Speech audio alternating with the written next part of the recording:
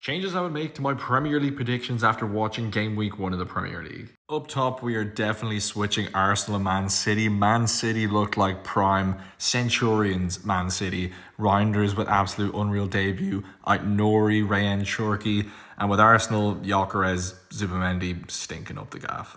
You know what? From 5th all the way down to about 13th, there's no major changes I would make. They're difficult changes if I were to make them. There's a lot of tangibles to each one and none of them are major. Then we get down to the bottom where it was always going to be difficult, but we just have like literally every team from 14th to 20th except for Fulham. Fulham is the one where I would go like, okay, I don't actually see them being in a relegation battle. I overreacted to them not making signings. But honestly, after this game week, the teams that are getting relegated, Burnley, Brentford and West Ham.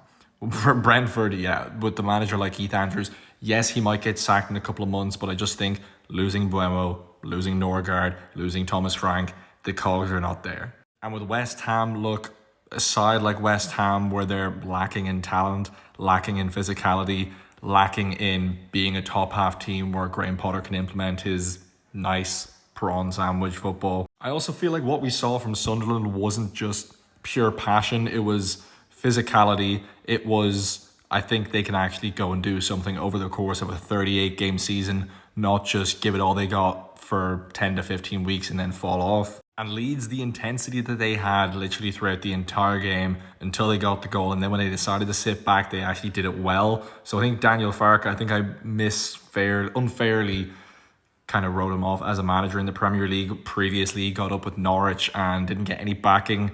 Seems like with Leeds, he actually is getting backing. We might actually see how he would typically like to do things in the Premier League if he could. Bit of nous, not just this is all I got.